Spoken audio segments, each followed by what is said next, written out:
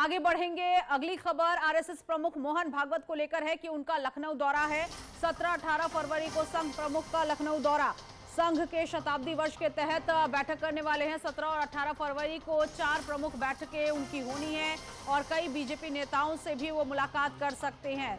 तो आरएसएस प्रमुख मोहन भागवत का 17-18 फरवरी को लखनऊ दौरा है। शताब्दी वर्ष के तहत कई बैठकें रखी गई हैं।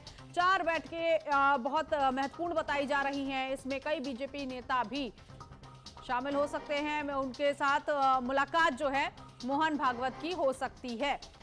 पुनीत लगातार हमारे साथ बने हुए हैं। पुनीत, ये जो बैठकें होंगी, इन बैठकों को लेकर क्या जानकारी आप तक पहुंची है और आरएसएस प्रमुख जब लखनऊ पहुंच रहे हैं, क्या इंतजाम?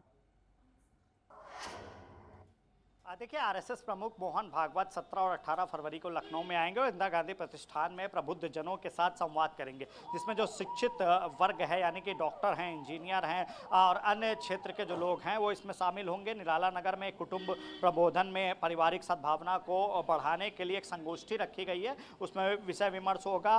मोहन भागवत ट्रेन से लखनऊ स्टेशन पहुंचेंगे, जिसको लेकर के सुरक्षा के कड़े इंतजाम है। लखनऊ में वो संघ के कार्यालय भारतीय भवन में ठहरेंगे और जिस तरीके से 2 दिवसीय दौरे पर मोहन भागवत लखनऊ आ रहे हैं, उनका जो कार्यक्रम है, यहाँ तमाम तरीके के जो कार्यक्रम यहाँ पर रखे गए, क्योंकि आरएसएस के शताब्दी वर्ष का जो आयोजन हो रहा है उसमें जो बड़े कार्यक्रम हैं, अवध प्रांत के जो प्रचारक हैं उनके अनुसार 2 दिन के इस कार्यक्रम में विश्वविद्यालय में शोध छात्रों के साथ युवा संवाद करेंगे और दूसरा मैंने आपको बताया कि इंदिरा गांधी प्रतिष्ठान में प्रबुद्ध जनों के साथ संवाद करेंगे और तीसरा निराला नगर में कुटुंब प्रबोधन, एक पारिवारिक सद्भाव बढ़ाने के लिए एक बैठक होनी है, एक संगोष्ठी होनी है, उसमें भी मोहन भागवत सम्मिलित हो सकते हैं। जी बिल्कुल। और ऐसे में खबर ये मिल रही है, देखिए 2027 का विधानसभा चुनाव है, उससे पहले कई बीजेपी नेताओं से मुलाकात वो कर सकते हैं। कुछ जानकारी मिल पाई है कि किस तरह की मुलाकात हो पाएगी?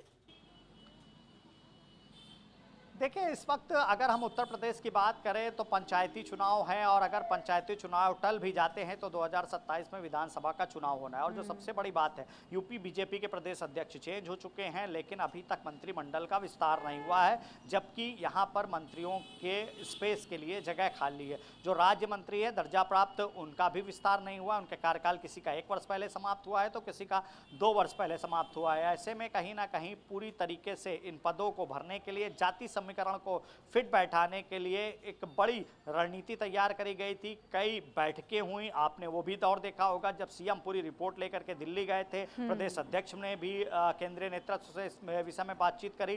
फिलहाल एक बार फिर जब मोहन भागवत लखनऊ आ रहे हैं तो मंत्रिमंडल के विस्तार की चर्चाओं को एक बार फिर यह चर्चा बुलंद हो गई है और सीधे तौर पर सत्ता के गलियारों में यह चर्चा हो रही है कि होली के बाद योगी सरकार के मंत्रिमंडल का विस्तार होगा और जो कई ऐसे पदाधिकारी संगठन में हैं जिनको सरकार में दायित्व दिया जाएगा, तो वहीं सरकार के कई लोगों को संगठन में बड़ा दायित्व सौंपा जाएगा। जी ठीक है, बहुत शुक्रिया पुनीत इस जानकारी के लिए।